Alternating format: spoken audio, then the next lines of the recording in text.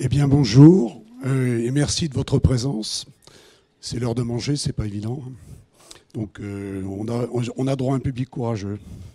C'est important.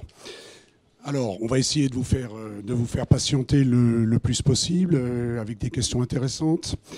Je suis ici en tant qu'enseignant. Je fais partie d'un mouvement de professeurs d'histoire-géographie qui s'appelle les Clionautes, qui évidemment s'intéresse de près aux questions que traverse notre société, puisqu'elles sont enseignées dans les programmes, il faut savoir, éducation morale et civique, géographie, histoire, et à partir de l'année prochaine, géopolitique.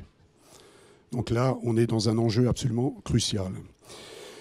À l'approche des élections européennes de mai 19 et en pleine interrogation sur ce qui a conduit nos voisins d'outre-Manche, à choisir un Brexit apparaissant de plus en plus comme un marché de dupes, et dont le principal ressort a été la question migratoire. Refus des migrations. Des migrations censées menacer l'identité britannique. Je crois qu'il faut bien se rappeler du point de départ. Il est là. Plusieurs conférences, dont une absolument passionnante sur les relations entre les Britanniques et les Français à travers la Manche, montrent combien il sera difficile de détricoter les accords qui ont été patiemment construits, que ce soit en logistique, que ce soit sur la pêche, que ce soit sur le tourisme. Et je passe sur tous les aspects, sur l'amitié franco-britannique, tous les aspects qui nous lient. Donc on est en présence d'un problème extrêmement grave, extrêmement complexe, pour lesquels les solutions apparaissent extrêmement floues. On a pensé proposer à M. Montenay, qui est un démographe, d'essayer de nous éclairer sur ces questions à partir de la démographie. En quoi la démographie rentre-t-elle en résonance ou pourra-t-elle nous permettre de comprendre les problématiques issues à la fois de l'identité et de l'immigration? Je laisse la parole à Yves qui va se présenter.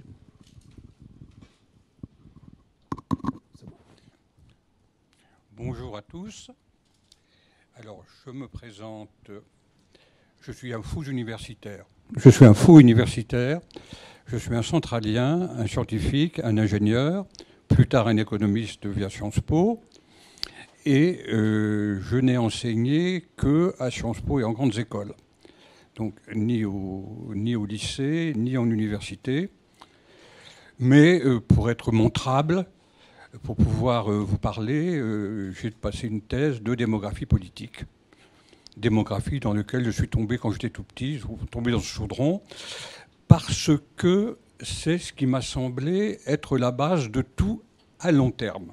Alors tout est dans le mot long terme. Alors maintenant, pourquoi particulièrement ce sujet en démographie? Repli identitaire, l'identité est plus que jamais le grand problème européen. Beaucoup de gens se déterminent en fonction de cela. Je suis sensible, je ne dis pas du tout que c'est un faux problème. Moi-même, je suis un militant de la francophonie. Je vais au fond de l'Afrique expliquer pourquoi le français est mieux que telle ou telle solution, notamment que l'arabe. Et donc, je suis sensible à cette question. Mais, d'un autre côté, étant un peu scientifique, étant un peu matheux, la démographie, ce sont des chiffres.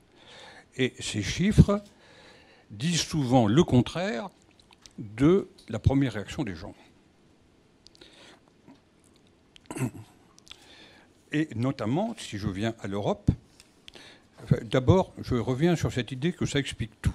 Si vous suivez l'histoire de France depuis, disons, Louis XIV, vous apercevez qu'au fur et à mesure que la France a représenté une proportion décroissante de la population européenne, la seule qui nous intéresse à l'époque, puis de la population mondiale 100 ou 200 ans après, que la France a plus ou moins disparu, partiellement bien sûr, mais quand même très largement.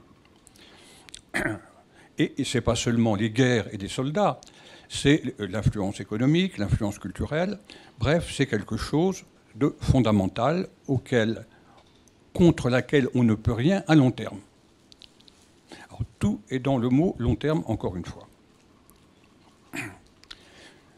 Si nous se place en Europe, je dis l'Europe, je ne dis pas la France. La France est dans un état qui est moins pire que le reste de l'Europe Et je ne vais pas en parler, je vais parler des cas extrêmes, bien sûr. Le problème est qu'il y a une différence de calendrier considérable entre les politiques et les démographes. Les politiques disent, dans quelques semaines, ce sont les européennes, dans quelques mois, ce sont les municipales, dans un peu plus de temps, ce seront des législatives et des présidentielles. Que pensent les électeurs? Or, les électeurs, ils ont une réaction à l'immigration et une réaction au vieillissement qui ne sont pas compatibles avec le long terme. Donc, ils ont des réactions qui entraînent des élections, des décisions gouvernementales, etc. Des réactions des médias surtout, parce que les médias sont là pour dire ce qui plaît aux électeurs et ce à quoi ils sont sensibles, qui sont donc à très court terme. Donc, regardez quelle horreur, il se passe ceci ou cela. Le démographe, par contre, qu'est-ce qu'il a comme unité de temps? Il a comme unité de temps soit la génération, 30 ans, c'est-à-dire que les enfants deviennent parents et on recommence, soit la durée de la vie humaine, 80 ans, en général et en moyenne, hein, un peu plus heureusement dans nos pays. Et ça, c'est assez mal connu parce que ça se marie mal avec le temps. Voilà ce que je veux dire. Nous sommes en 2019, il naît 10 000 enfants de moins que prévu. Ça ne changera. Il y aura un creux dans la pyramide des âges pendant 80 ans.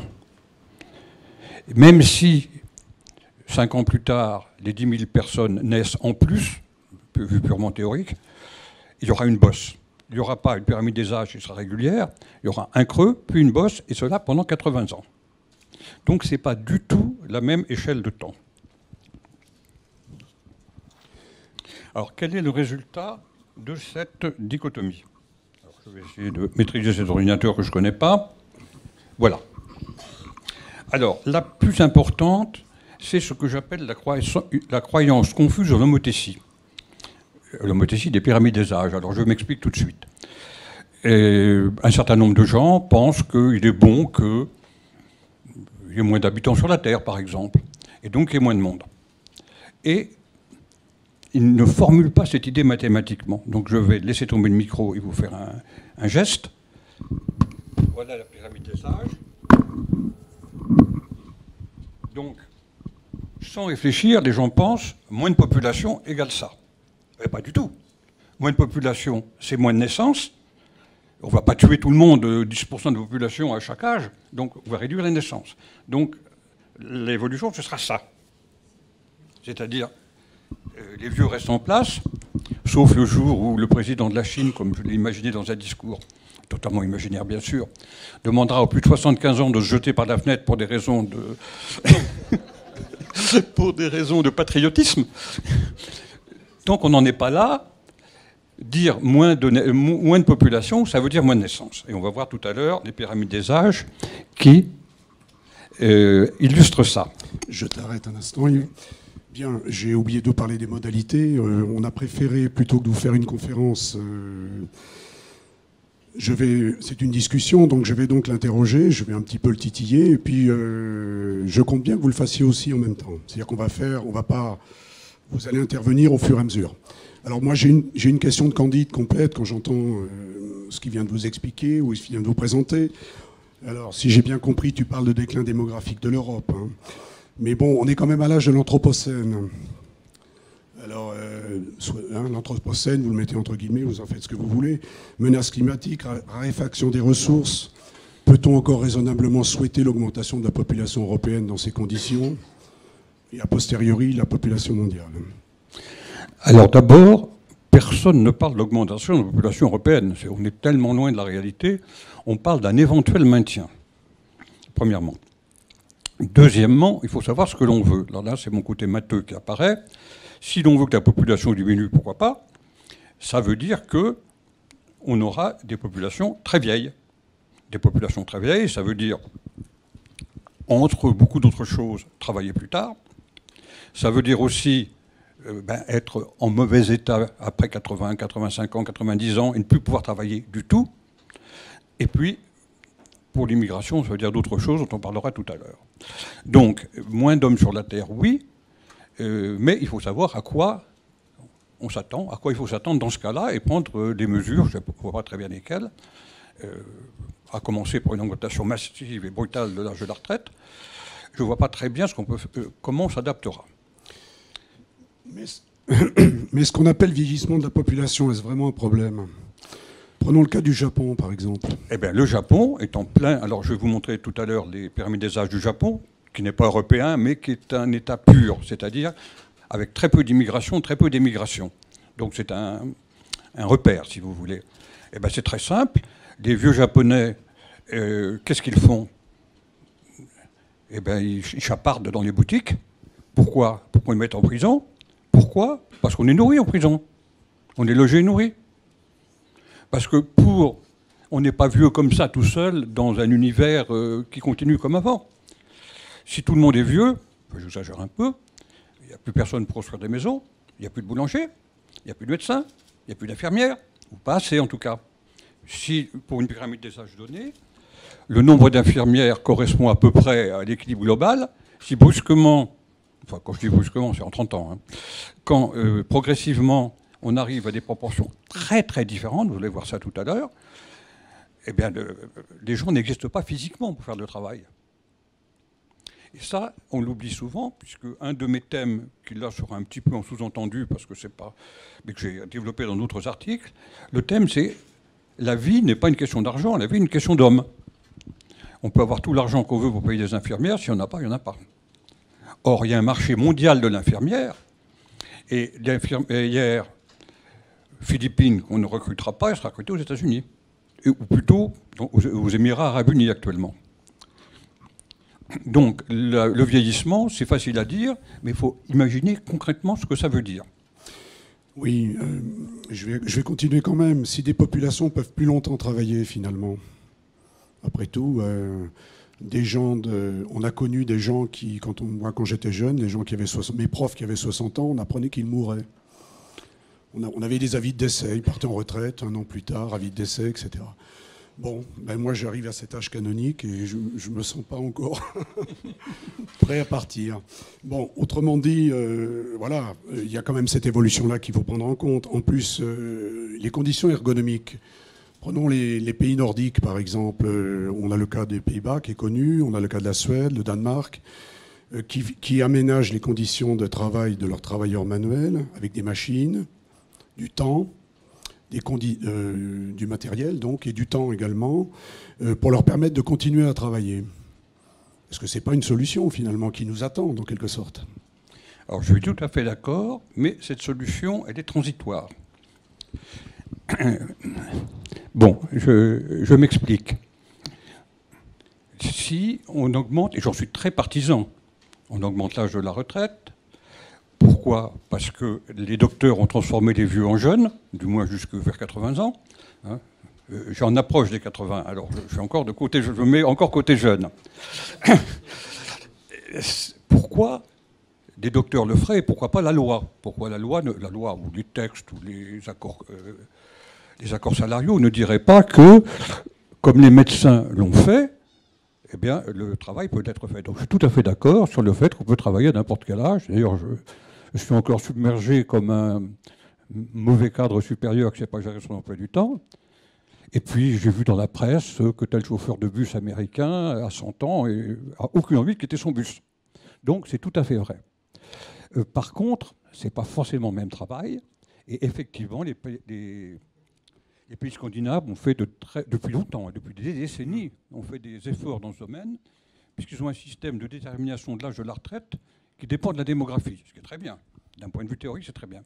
Mais en pratique, ça veut dire changer de métier, changer de poste, changer de forme de fauteuil, changer de formation, le plus longtemps possible. Et puis enfin, à l'échelle démographique, c'est-à-dire à très long terme, c'est transitoire. Parce que le fait de travailler plus tard, ça permet effectivement de servir des retraites. Les servir non seulement financièrement, mais surtout de les servir humainement. C'est-à-dire que si les infirmières travaillent encore à 65 ans, peut-être qu'on en aura assez. Si elles s'arrêtent à 60 ans, on n'en aura pas assez. Donc humainement et économiquement, c'est tout à fait jouable. Mais pas démographiquement. Parce que, là aussi, je renvoie tout à l'heure aux pyramides des âges, les vieux qui travaillent, soit mettons 65, 75 ans, ils auront à leur tour 80 ans. Et si le bas de la pyramide est plus étroite, on n'aura fait que décaler le problème, d'un point de vue démographique, je ne dis pas d'un point de vue économique. D'un point de vue économique, on peut sombrer pavillon haut en ayant toujours la bonne proportion d'infirmières pour de moins en moins de monde. À l'échelle des 30, à l'échelle 30 ans, plus 60 ans, etc. Mais ça veut dire qu'on sombre. Et c'est là que je me rapproche au sujet d'aujourd'hui. Sauver des peuples, sous-entendu sauver leur culture, encore faut-il que les peuples existent. Donc si on se place à long terme, des solutions économiques comme travailler plus longtemps, encore une fois, dont je suis très partisan et qui sont une bonne solution à l'échelle d'une trentaine d'années, ce n'est que la moitié de la question. Alors, on arrive à un premier thème qui a été abordé, la question donc, du déclin démographique, du vieillissement. Et avant d'aborder d'autres thèmes, la question de la politique démographique de l'Union européenne, ou des États européens de l'Union, la question de la possibilité d'enrayer le déclin démographique par l'immigration, d'autres questions comme celle-là, et comment les pays européens réussissent-ils plus ou moins à trouver des solutions. Je vous propose de tout de suite poser des questions sur le premier thème. Vous avez remarqué qu'il y a quand même un propos assez provocateur. Il s'agit de vous faire réagir quand même.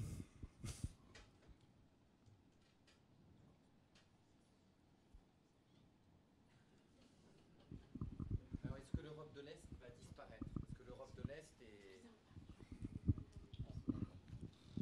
est... Est-ce qu'à long terme, parce qu'on a compris qu'il fallait se placer à long terme, les Polonais, les Hongrois et les Russes vont disparaître, ou en tout cas voir leur influence considérablement reculer, et à ce moment-là, à qui profitera cette baisse?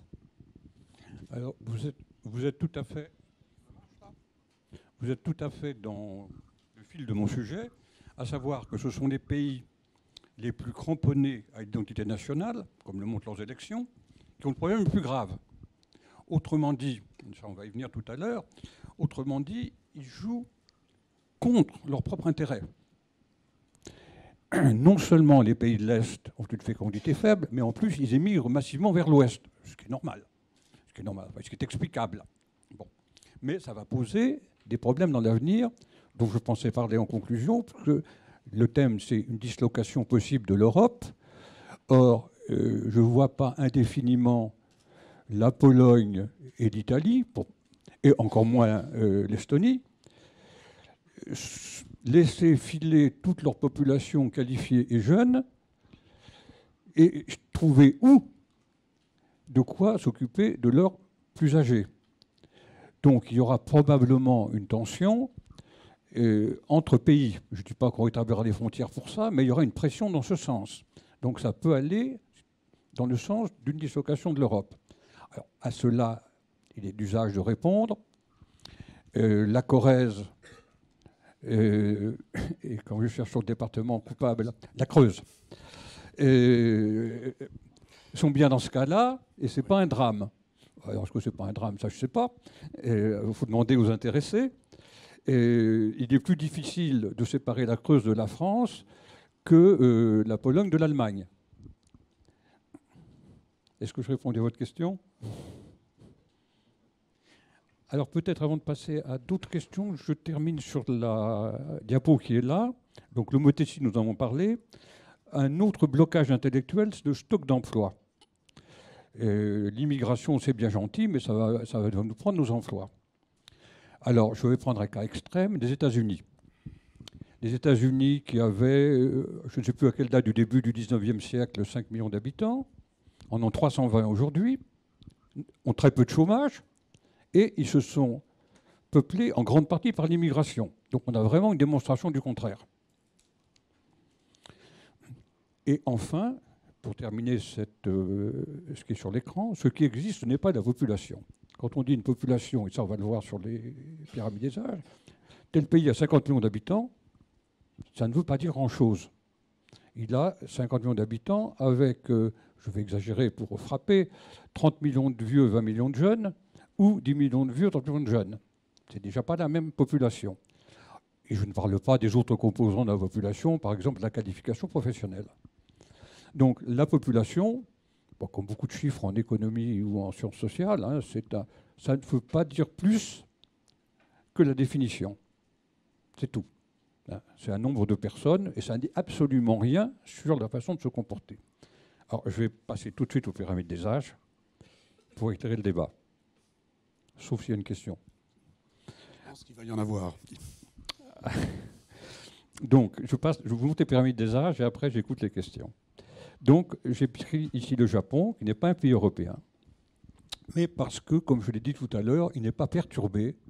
La pyramide des âges n'a pas été perturbée ni par l'immigration ni par l'émigration. Vous voyez donc ces deux pyramides. 1950. Je n'ai pas mis celle l'actuelle, qui est le sommet de la courbe. Hein. Ils sont 127 millions en 2010. Je ne l'ai pas mis pour ne pas charger. Et voilà ce que ça donne en 2040. C'est exactement le geste que j'ai tenté de vous faire avec mes bras tout à l'heure. Donc, ils sont bien plus peuplés, on ne peut pas dire qu'ils disparaissent, ils sont plus peuplés en 2040 qu'en 1950. Mais ce n'est quand même pas la même population, ce n'est pas le même problème. Et notamment, ce n'est pas la même faculté d'intégration et d'assimilation. Or, le Japon, il tient farouchement à son identité nationale.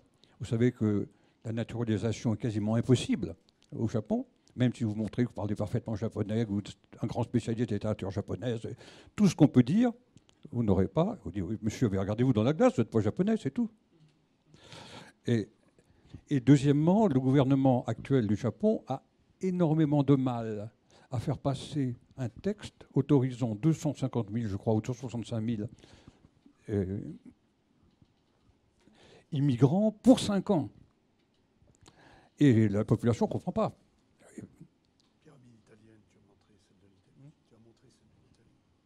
Ah, c'est les Italiens, pardon, pour les Italiens, voilà. Les Italiens encore, pourquoi le Japon ne veut pas venir? Voilà le Japon, je garde la main sur le... Pourquoi le Japon ne veut pas venir? Le voilà, merci. Donc le Japon, à peu près pur, à part pour les gens qui sont très attentifs, 1950, les hommes, on voit un petit creux dû à la guerre. Bon. Mais à part ça, elle est presque à l'état pur. Alors maintenant, on revient en Europe, voici l'Italie. Alors l'Italie, c'est beaucoup plus torturé, bien sûr, parce qu'il y a les 2 guerres mondiales avec les morts, mais surtout le déficit de naissance. Hein, à 2 moments, vous voyez ça très clairement. Et vous voyez ce que cela devient en 2040. Et encore, je ne suis pas certain que les calculs qui ont été faits pour 2040 tiennent compte de la forte émigration italienne, notamment vers l'Allemagne. Je suis désolé. Voilà, les Allemands maintenant. Comment ça se... Cet ordinateur me veut du mal. Hein. Et donc, les Allemands étaient encore plus torturés. Il y a eu des périodes de dénatalité, notamment il y a quelques années, et puis dans les années 1920, 1930. Il y a eu la forte fécondité de l'époque nazie, mais ça n'a pas duré longtemps. Vous voyez les traces de tout ça sur la pyramide de 1950. Vous voyez qu'en 2040, ils seront plus nombreux, mais pas dans le même état. Et c'est fini pour la pyramide des âges, donc on peut passer aux questions.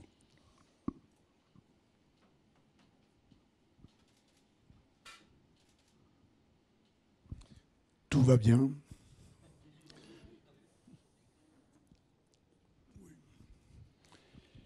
Alors j'enchaîne maintenant sur la... Non, il y a une question? Oui, bien sûr. Bonjour.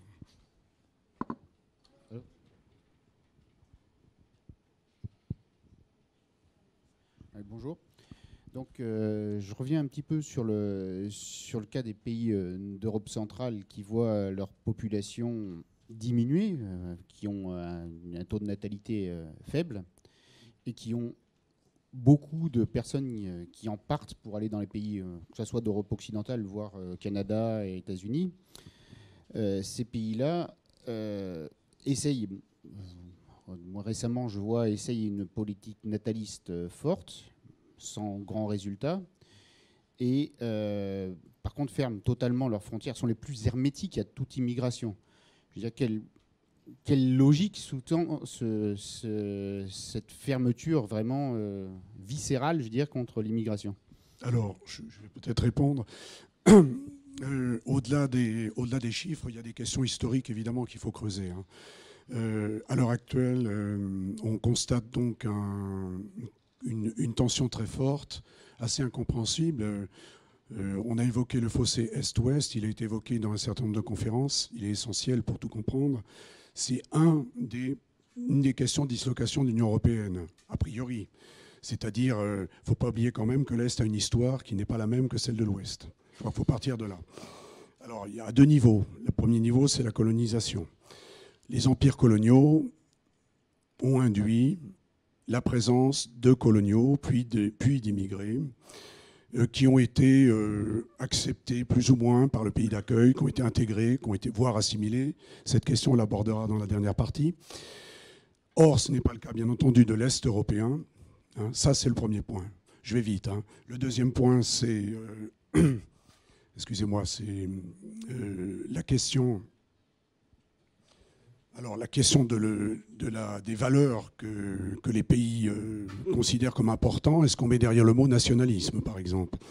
Il ne faut pas oublier que si à l'Ouest, nationalisme veut dire conflit, guerre, problème, fait référence à un passé récent, il ne faut pas oublier que l'Est, pour l'Est, nationaliste, c'est libération. C'est libération du passé. Bien sûr, il y a eu le passé nazi, qui a concerné toute l'Europe, mais il y a surtout le passé communiste. L'emprise de l'Union soviétique, ces 3 décennies, ça a marqué profondément les espaces est-européens, à tel point qu'on a cru, assez naïvement ou assez cyniquement, c'est selon, qu'à la chute du mur, on allait pouvoir revenir en arrière, en quelque sorte, hein, faire un stop et puis rembobiner et revenir en arrière. N'oublions pas que ces pays n'ont pas connu la démocratie. Le seul exemple de démocratie, d'expérience démocratique pour un peuple, c'est la Tchécoslovaquie. Donc c'est quand même très limité. Donc on a... l'histoire nous éclaire quand même sur la question de ce fossé et de ce repli identitaire. Donc repli identitaire qui rentre bien entendu en contradiction avec une espèce de logique rationnelle qui serait de récupérer de l'immigration pour compenser le déficit, à la fois la baisse de la fécondité. Je rappelle qu'en Hongrie, on est presque à 1,1 enfants par femme en âge de procréer. C'est-à-dire que c'est les taux les plus bas, hein, avec l'Italie, l'Allemagne, l'Autriche, etc. C'est-à-dire la Mitteleuropa, pour faire simple. Hein. On est en présence ici de problèmes très graves et qu'on pourrait rationnellement penser compensables. Et là arrive le problème de la tension identitaire. Alors, je vais rajouter un complément pour l'Europe de l'Est. Premièrement, l'Europe du Sud-Est n'a pas une très bonne image des Turcs à la suite de l'occupation séculaire par les Turcs de ces pays-là. Bon, c'est une petite complication de plus. Mais maintenant, devant l'évidence, et spontanément d'ailleurs, il y a une forte immigration de gens qui sont semblables, c'est-à-dire des Ukrainiens, en gros. Les Ukrainiens se déversent en Pologne, en Roumanie, et même, pour l'instant, en Roumanie, qui est peut-être le pays le plus touché à la fois au point de vue fécondité et du point de vue immigration, ça commence à s'élargir à l'Asie, mais pas forcément à la Syrie. Donc il y a une allergie aux Turcs et peut-être plus généralement à l'islam dans l'Europe du Sud-Est. Alors maintenant, je vous fais un petit retour aux pyramides allemandes. L'immigration en Allemagne n'est pas très connue. Bon, tout le monde a entendu parler des Turcs, mais il y a une forte immigration depuis toujours et qui a été relativement bien, pas toujours, mais relativement bien intégrée. D'abord, tous les Allemands, non seulement de leur ancienne DDR, mais de Pologne, de Russie, de partout. Or, une partie de ces soi-disant Allemands étaient en fait des Russes. Pourquoi? Parce qu'étaient considérés comme Allemands, droit du sang, tous les gens qui avaient un nom de famille allemand. Donc ça montrait bien qu'il y avait un ancêtre allemand. Seulement, beaucoup d'entre eux étaient arrivés sous Catherine II, pas longtemps après, s'étaient mariés à des Russes, étaient complètement russes. Et on a eu un petit peu plus de mal à les intégrer, mais quand même, il y a eu toute cette immigration russe qui a été maintenant avalée. Les Turcs, je n'en parle pas, c'est bien connu, mais il y a eu énormément, et on retombe sur l'Europe du Sud-Est, énormément d'immigration des Balkans, et notamment d'Albanie, du Kosovo, etc. Là, le choc culturel est déjà un peu plus rude, mais c'est une migration massive, avec les problèmes côté pays de départ. Et enfin, aujourd'hui, celle des Italiens dont j'ai parlé, mais qui n'est pas très connue non plus, l'arrivée massive d'Italiens. Et les Italiens, ils parlaient français, ils parlent de plus en plus anglais, mais ils ne parlent pas allemand. Donc, ce n'est pas si simple que ça non plus. Voilà, donc j'ai fini avec la pyramide allemande. S'il n'y a pas d'autres questions, je passe à la suite. Je veux bien que l'on reste sur les pyramides des âges, s'il vous plaît. Vous projetez faites des projections démographiques sur une vingtaine d'années, sur des pays qui ont des politiques et des histoires très hétérogènes, comme l'Italie, l'Allemagne ou le Japon. Or, ces projections sont quand même dépendantes de deux facteurs, à savoir la capacité à mettre en place des politiques natalistes qui fonctionnent, d'un côté, et d'un autre côté aussi, le solde migratoire, en réalité, de pays comme l'Allemagne ou le Japon.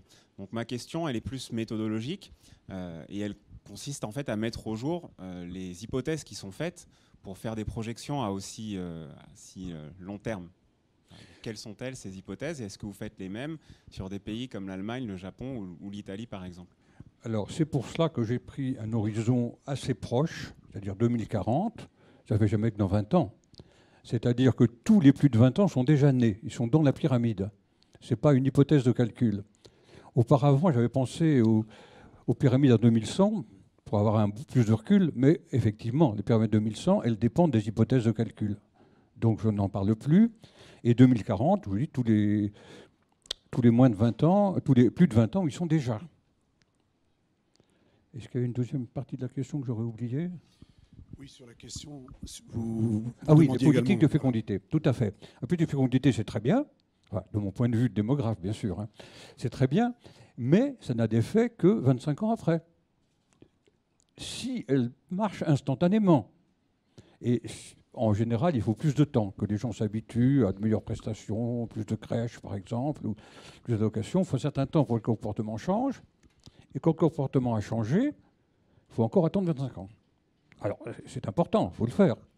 Mais c'est un remède à plus long terme qu'une immigration théorique. Parce qu'après, je vais venir sur le fait que l'immigration théorique, ce n'est pas forcément une immigration réelle.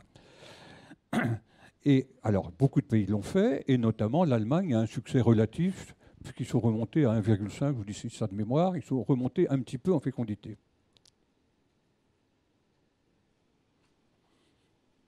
Alors, donc, je passe à l'écran suivant, et qui répond d'ailleurs à votre question. Les pyramides effacent les différences, c'est-à-dire qu'on a une population, une pyramide globale qui ne dit pas il y a tant de Turcs de tel âge, il y a tant de Kosovars, etc. Ça, c'est vrai. Et le nombre n'est pas tout. Alors, c'est un sujet qui est un petit peu en dehors de la ligne principale, donc je vais survoler, mais les questions seront possibles. D'abord, l'affinité-variété des migrants. Alors là, je renvoie ça aux questions, sauf un point, parce qu'il n'est pas très connu, c'est que les migrants, notamment en France, sont relativement qualifiés. Alors, évidemment, les journalistes vont pousser des cris d'horreur en disant « Regardez ces gens qui traînent dans la rue, regardez ces trafiquants de drogue, etc. » Il y a de tout, bien sûr. Mais qu'est-ce que c'est que des immigrants en France, et plus généralement ailleurs? En France, sont des francophones, souvent. Donc, on n'a pas le même problème que l'Allemagne avec les Syriens, qui ne connaissent même pas de l'alphabet latin. Bon, on a déjà moins de problèmes. Deuxièmement, ils sont plus diplômés, ils ont des niveaux d'études supérieurs à ceux du pays de départ, je ne dis pas à celui de la France. Donc, ils sont relativement qualifiés. Et là, on peut subdiviser l'immigration en deux courants. Celle qui est officielle, et pour parler de ce que je connais personnellement, les médecins algériens, bon, ils n'ont pas de problème pour entrer en France, mais ils sont qualifiés par définition. On ne les remarque pas. Ce n'est pas eux qui vont casser des vitrines de banque, les médecins. Bon. Et deuxièmement, il y a, pour simplifier, disons, les clandestins, ceux qui sont passés par la Méditerranée, la Libye, etc. Eh bien, ce n'est pas n'importe qui non plus. En moyenne, bien sûr. Ce sont des gens qui ont une vision assez précise du monde, ce qui est déjà pas mal. Ce n'est pas des gens du fond de leur village, du fond du Niger. Deuxièmement, ils ont de l'argent, parce qu'il faut payer des passeurs. Donc, ils ont un petit commerce, ils ont quelque chose, eux ou leur famille, c'est une solidarité familiale. Et puis, ils ont une volonté et une personnalité probablement au-dessus de la moyenne. Et c'est ce qu'on vérifie justement en regardant les diplômes. Donc, c'est un point ignoré parce qu'effectivement, On ne parle pas des trains qui arrivent à l'heure, on ne parle pas des gens qui s'insèrent normalement, on parle des autres. Cette qualification relative, elle est ignorée. Est-ce qu'il y a des questions sur ce point-là? Oui. Merci.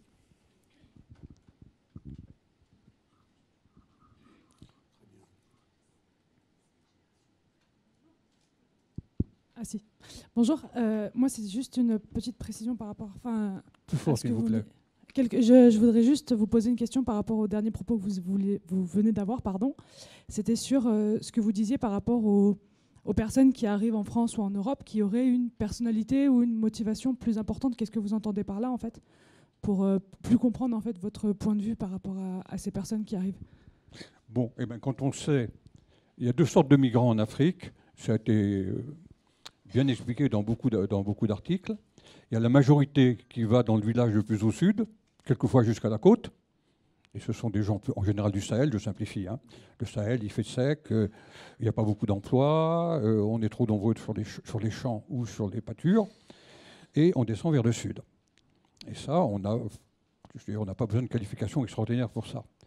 Par contre, celui qui se dit « je veux aller, mettons, en France », parce qu'il parle français, et il faut qu'il sache ce que c'est que la France, il apprend ce que c'est que la Libye, parce que tout le monde en parle, il sait qu'il va se faire taper, torturer, etc., rançonner. Il prépare de l'argent pour ça, et donc il en a, ou il peut en trouver. Et puis, il est, au point de vue personnalité, plus fort que la moyenne. Il est au-dessus de la moyenne par sa vision générale, par son niveau financier qui, quelquefois, ou assez souvent, va de pair avec un niveau de formation.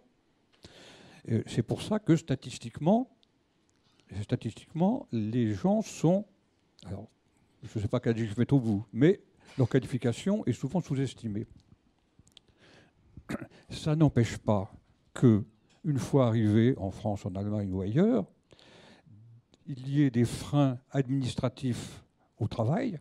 Là, j'anticipe sur la suite, mais puisque vous me posez la question. Et on n'a pas le droit de travailler tant que le dossier n'est pas terminé. Ça prend des mois. Bon. Et les diplômes ne sont pas tous reconnus, etc. Bref, pour des raisons diverses, on ne peut pas travailler. Qu'est-ce qu'on fait quand on ne peut pas travailler? Bon, ce sont des allocations, mais qui sont, contrairement à ce que l'on dit partout, ne sont pas si fantastiques que ça. Et bon, les meilleurs se ruent vers des cours de langue, vers des formations professionnelles. Encore faut-il que ça existe, que ce soit accessible. Et d'autres, ils s'ennuient, ils chapardent, ils trafiquent, ils font ce qu'ils peuvent. C'est un peu nous qui compliquons le problème. En général, quelqu'un qui se donne tous mal pour arriver, il n'a qu'une envie, c'est de travailler. Ce n'est pas du tout ce que nous présentent les médias. Alors, il y a bien sûr des cas particuliers, certainement. Mais il faut se mettre dans la peau de quelqu'un qui a convaincu sa famille, convaincu de rassembler des fonds, prêt à se faire, encore une fois, taper, noyer, etc. Et c'est quelqu'un qui, a priori, a envie de travailler en arrivant. Ne serait-ce que pour rembourser les emprunts qu'il a faits. Je voudrais rajouter quelque chose. Il y a des études qui sont faites à l'heure actuelle qui sont très intéressantes sur justement le type de gens qui vont de plus en plus immigrer, notamment de l'Afrique subsaharienne. Et il va parler de l'Afrique, c'est concentré sur l'Afrique francophone. L'Afrique de l'Ouest, il y a quelque chose ici qui interpelle, c'est qu'il faut quand même comprendre, il faudrait vraiment comprendre que l'immigration devient une immigration beaucoup plus qualifiée, en quelque sorte, pour les raisons que tu as évoquées, et que cette immigration pourrait évidemment être utilisée de façon beaucoup plus intéressante par les pays. On voit bien d'ailleurs que ce que nous renvoient les médias, c'est plutôt des images de tentes, des tentes Décathlon, de gens qui sont bloqués à tel endroit, etc. Ce qui est une réalité, mais il y a une autre réalité derrière qui conviendrait de prendre en compte, surtout si on raisonne à long terme. Donc, sur ce qui vous est projeté, la deuxième partie, c'est l'imperfection de la loi française actuelle. Alors, je vais aller assez vite, parce que ce n'est pas tout à fait le cœur du sujet, mais elle est administrative, comme dans beaucoup de pays d'ailleurs. Bon, il y a des cases à cocher, vous êtes la fille de monsieur machin, ça va bien, vous n'avez pas de parents en France, ça ne va pas. Et il y a des choses à cocher, et c'est administratif, donc systématique et aveugle, par définition, ce n'est pas une critique, par définition. Et il y a une pression de l'opinion pour dire qu'il y a trop de gens qui rentrent. que peut faire le fonctionnaire chargé de ça, ou son chef qui lui donne des consignes? Il faut bloquer les autres. Ceux-là, on est obligé de les faire rentrer administrativement. Je ne dis pas qu'ils sont bons ou mauvais, je dis administrativement, on est obligé. Donc, n'en rajoutez pas avec un mathématicien russe, avec un savant japonais, etc. N'en remettez pas. Et donc, beaucoup de gens valables qui ont envie de venir en France pour un but qui serait utile à eux et à la France sont bloqués parce qu'il y a cette crispation, que je trouve évidemment idiote avec les idées que vous commencez à me connaître. Et alors, deuxième tabou que je vais aborder à cette occasion, comment peut-on faire pour passer d'une application administrative par une administration à des appréciations individuelles? Il y a des gens dont c'est le métier, des employeurs. Qu'est-ce que c'est qu'un employeur? C'est quelqu'un qui prend des gens individuellement. Donc, comme ça s'est fait par exemple au Canada à une époque, je ne sais pas si ça dure encore aujourd'hui, et comme ça se fait probablement dans beaucoup de pays qui ont du bon sens, l'employeur joue un rôle important dans la réception du dossier et éventuellement est garant. Alors garant de quoi? Il y a des variables. Donc d'un côté, il veille un peu à l'intégration, d'abord en faisant un emploi, et puis en veillant évidemment à ce qu'il y a autour, par exemple le logement. Et si on s'aperçoit qu'il a fait rentrer par complaisance des gens qui n'auraient pas dû rentrer, eh bien, il est coupable. Donc, c'est une idée générale, mais qui va tout à fait à l'inverse de la mentalité française, qui est de dire qui a l'habitude de faire des jugements individuels? Eh bien, les employeurs. Mais alors ça, je ne pense pas que ce soit acceptable par la majorité des gens. Alors, il nous reste 5 minutes. 15 minutes, pardon. On a encore une question, puis on aura un dernier thème à aborder. Il y a une question. Oui,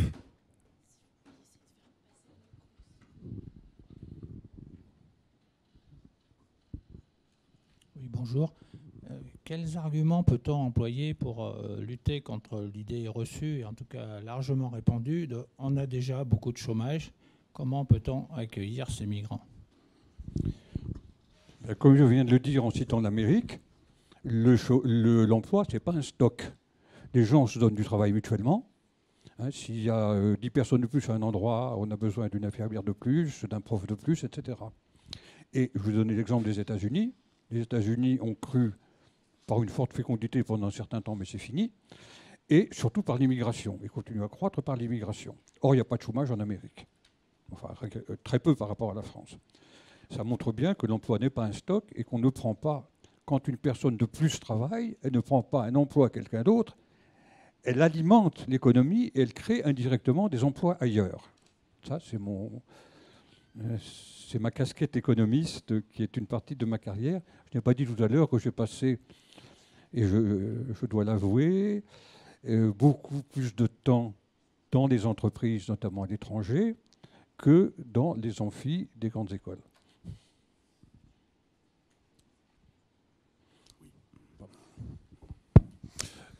Ma question est très simple. Qu'est-ce qui empêche un tel discours scientifique et très précis d'avoir sa place dans l'espace public, alors que très souvent, ce qu'on entend, c'est un discours populiste tel que l'Europe ne peut pas accueillir toute la misère du monde? Qu'est-ce qui empêche donc un discours comme le vôtre de passer, d'avoir la vraie place, voilà, donc de circuler, d'être véhiculé et d'être bien compris et entendu? On pourra rappeler ce qu'a dit notre conférencier, notre démographe au départ, c'est-à-dire qu'il y a un temps long et un temps court. Le temps politique est court, il est réactif, il est lié aux élections. Le temps de la réflexion est long. Et on a pu expliquer combien les politiques natalistes prenaient 2 générations la plupart du temps pour avoir des effets. Donc je pense qu'il y a un premier problème qui est évident, c'est que la demande du public, la demande électorale est une demande qui vient en contradiction, effectivement, de façon assez irrationnelle, finalement. Mais il faut la relier avec la question de la peur identitaire. Est-elle mauvaise conseillère? Il faut quand même forcer de constater que c'est les électeurs qui décident en démocratie et qui donnent le ton. On a quand même un certain nombre d'exemples autour de nous depuis plusieurs années qui montrent que la réponse aux questions, disons, qui peuvent apparaître, encore une fois, comme des questions à régler de façon rationnelle, se traduit par une poussée de ce qu'on appelle, avec des grands guillemets, les partis populistes. On va dire plus précisément ce qui se passe aux États-Unis, ce qui se passe au Royaume-Uni, ou ce qui peut se passer dans certains pays comme de l'Est. Le laboratoire italien, il ne faut pas oublier qu'on est quand même, nous Français, interpellés par une alliance contre nature, à nos yeux, qui serait comparable à une alliance entre Marine Le Pen et Jean-Luc Mélenchon, ce qui est quand même un peu difficile pour un Français. Pour un Français, ça coince, ça passe pas très bien. Or, c'est pourtant, on a l'impression que c'est pourtant ce qui se passe. C'est-à-dire que là, on est quand même confronté à des mouvements qui sont quand même assez telluriques, hein, qui sont là. Les élections européennes sont au mois de mai. Donc il y a quelque chose qui se passe qui évidemment interpelle les politiques. On ne peut pas dire que les politiques sont seulement à courte vue. Ils sont confrontés à des vagues pour lesquelles ils sont assez impuissants. Je rappelle quand même un point essentiel. Personne quasiment, bon, on peut toujours dire une personne individuellement, mais personne n'a vu véritablement venir Trump. Moi, j'ai suivi l'élection la nuit, donc ça se passait la nuit pour nous, j'ai suivi heure par heure, minute par minute, jusqu'à ce qu'on tombe un certain nombre de swinging states, notamment les États démocrates du nord-est de la Rust Belt, comme on dit maintenant, hein, de cette ancienne ceinture industrielle. Et ben on n'y a pas cru jusqu'au dernier moment. Je rappelle quand même qu'une partie de l'équipe de la campagne de Trump ne croyait absolument pas à la victoire. À commencer par sa fille qui avait fait une déclaration 3 jours avant les élections en disant à un journaliste de Fox News, en disant « c'est moi qui me présenterai à la prochaine élection, mon père va perdre ». Ça fait quand même réfléchir. Donc, et quand on prend le Brexit, je crois que c'est très clair, c'est la même chose. Donc on est en présence. Quand on prend l'Italie, l'alliance de la carpe et du lapin, bon voilà quoi. Hein. Qu'est-ce qui se passe ? Même si on peut penser que ça va être très transitoire pour l'Italie. Je rappelle qu'il y a eu des élections en Sardaigne où Cinque Stelle est arrivé en tête au moment des élections législatives, c'était il y a 15 jours, et les résultats, c'est 1, la Lega, 2, Forza Italia, et 3, Cinque Stelle, qui donc est là avec une alliance tout à fait envisageable entre la Lega et Forza Italia. Donc voilà, on est quand même dans une situation où effectivement ça tombe dessus. Et quand je dis nous, c'est pas seulement les électeurs, c'est pas seulement les citoyens qui sont prêts à comprendre les problèmes et à sentir combien la question migratoire serait essentielle pour résoudre le vieillissement de la population. C'est là que se joue le problème. Alors est-ce que c'est ponctuel, conjoncturel, ou est-ce que c'est quelque chose qui va être très structurel ? Je voudrais rajouter, avant, puisqu'on venait vers la fin, 2 points importants, et les autres je laisse tomber. Vous voyez sur l'écran, plus tard c'est trop tard, et un exemple allemand. Donc en 2013, date choisie parce que c'est avant l'immigration massive de 2015, on est à 2 actifs pour 1 retraité. Pour garder la même proportion en 2050, où on sera, si rien ne se passe, à 29-29, heureusement des choses se sont passées déjà, faites le calcul vous-même, j'ose pas le faire. Hein, je n'ose pas, j'aurais l'air de vouloir provoquer. Faites le calcul du nombre d'actifs qui manquent, rajoutez une femme et des enfants, et vous voyez. C'est pour ça que je dis, plus tard, c'est trop tard. Je vais aussi caricaturer un peu. On est aujourd'hui en France, dans l'état où nous sommes. On reçoit, mettons, 200 000 personnes par an. On a un petit peu de mal, mais il y a suffisamment, je dirais, de contremaîtres, de profs, de boulangers pour intégrer. Je ne parle pas assimiler, hein, c'est une autre question dont je serais content de parler, pour intégrer. Supposez maintenant un pays, et on en voit qui prennent ce chemin, un pays où la majorité de la population a plus de 65 ans. Brusquement, on tombe sur « Ah, on n'a plus d'infirmières. Ah, on n'a plus d'aide-soignante. Ah, on n'a plus de médecin. Ah, on n'a plus de boulanger. » Et brusquement, on ouvre toutes les portes. Je caricature, c'est noir et blanc. On ouvre toutes les portes. Et on oublie les questions d'identité, on oublie tout, parce qu'il faut survivre. Et qu'est-ce qui se passe à ce moment-là ? Eh bien, il se passe qu'arrivent des gens qui n'ont plus personne pour les encadrer, les intégrer ou les assimiler. C'est pour ça que je dis plus tard, c'est trop tard. Bon, c'est une formule excessive, bien sûr, mais c'est pour ça. Et un deuxième point, et laisse tomber le reste, qui est la dislocation de l'Europe, la dislocation éventuelle. Je vois très bien, ce serait parfaitement logique, que des Italiens, des Allemands, des Polonais disent aux Français, dites donc l'Europe unie, dites donc un budget européen, dites donc une défense européenne, pourquoi pas une retraite européenne. Ce qui concrètement voudrait dire, tapons dans les caisses de retraite françaises, qui sont ric-rac comme vous savez, hein, tapons dans les retraites françaises pour alimenter les caisses de retraite allemandes, italiennes, estoniennes, lettoniennes, etc. Donc il y a un potentiel de désagrégation. J'espère qu'on trouvera une solution entre-temps. Mais c'est une question qu'on ne pose pas. On la pose dans d'autres domaines, mais pas dans celui-là. Je ne sais pas pourquoi. Voilà, ce sont les points les plus importants. Le reste, on peut en parler. À vous, des intégrations de l'Europe.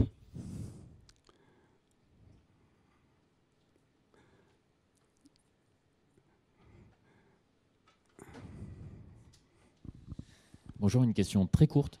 Comment vous expliquez la faible natalité en Europe de l'Est et le fait aussi que ça continue depuis au moins les années 70 et que l'intégration dans l'Union européenne n'a pas vraiment provoqué une euphorie démographique, c'est le moins qu'on puisse dire? Pourquoi l'intégration dans l'Europe de l'Est dans l'Union européenne n'a pas permis un sursaut démographique, une euphorie démographique, vous avez dit? Ça, c'est le moins. Au fond, je ne sais pas, mais je vois des explications possibles. La première, c'est l'immigration des jeunes. Si les jeunes polonais vont en Allemagne et en Angleterre, ça fait autant de naissances de moins. Deuxième, alors ça, c'est assez mathématique. Quelque chose qui est beaucoup moins mathématique, c'est fin du communisme, début de la consommation. J'ai beaucoup voyagé dans les pays communistes à la belle époque, si j'ose dire, où c'était une pénurie absolument généralisée. Hein.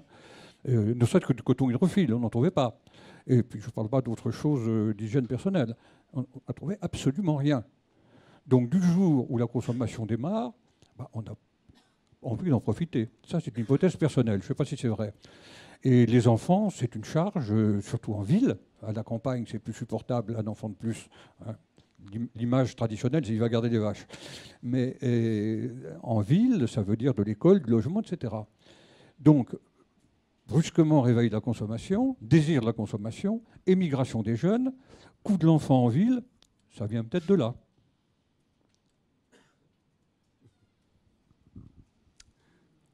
Pas convaincu. Alors, question complémentaire, peut-être pas convaincu.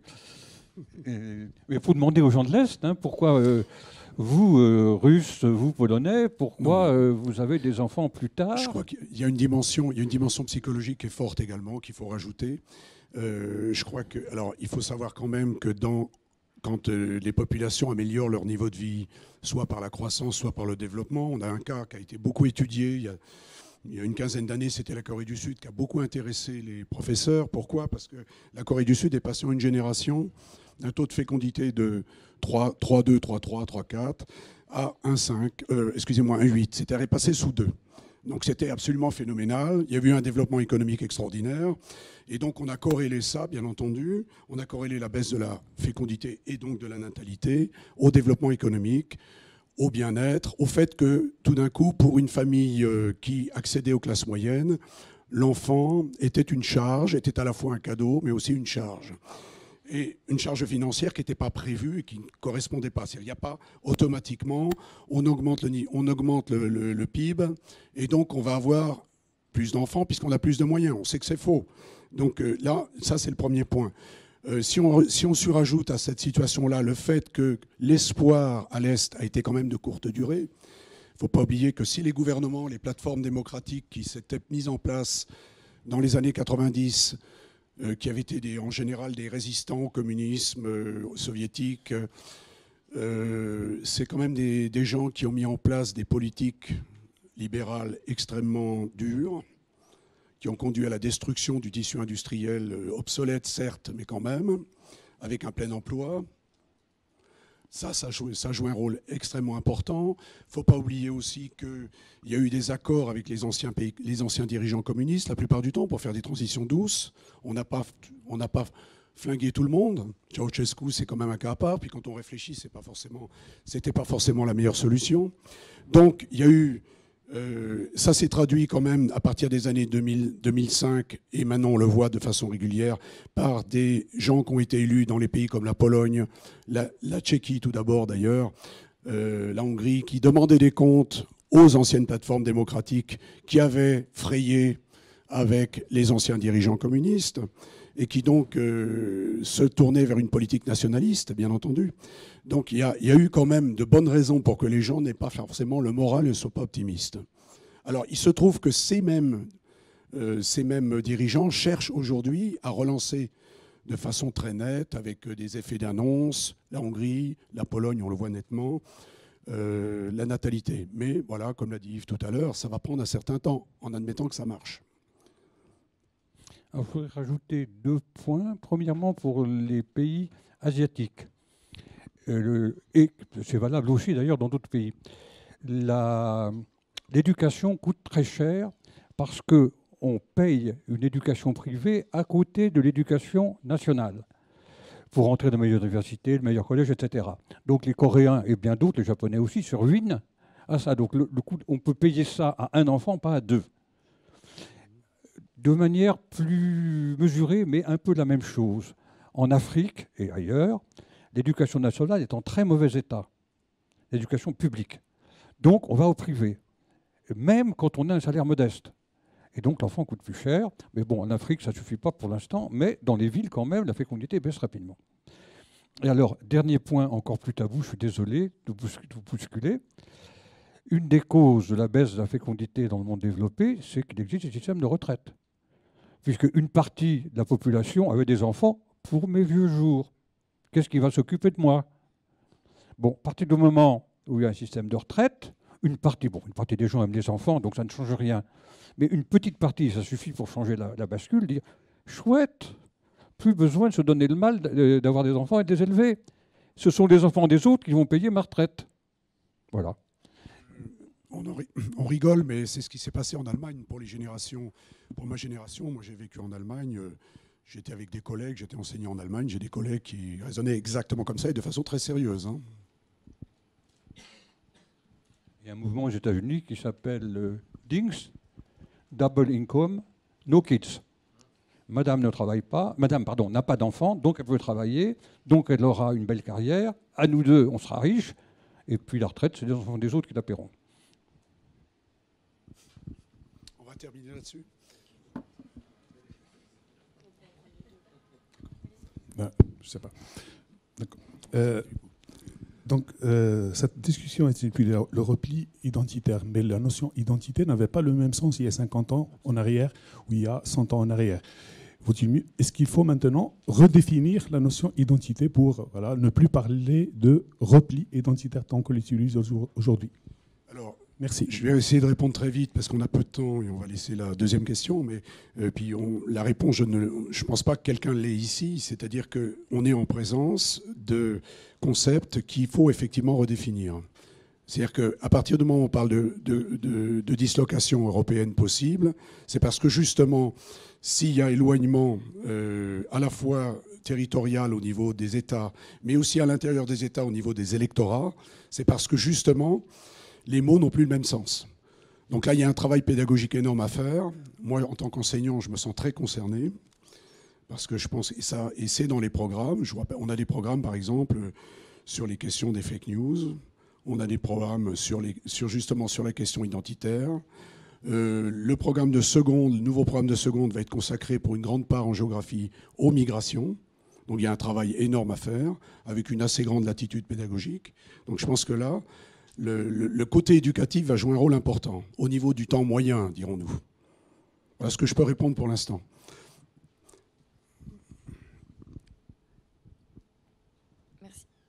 Juste pour savoir, est-ce qu'on ne pourrait pas avoir une corrélation en quelque sorte avec la baisse du taux de natalité et tous les nouveaux enjeux climatiques et donc la peur est par exemple de la trappe malthusienne ou donc tous les problèmes, la peur en fait d'une surpopulation.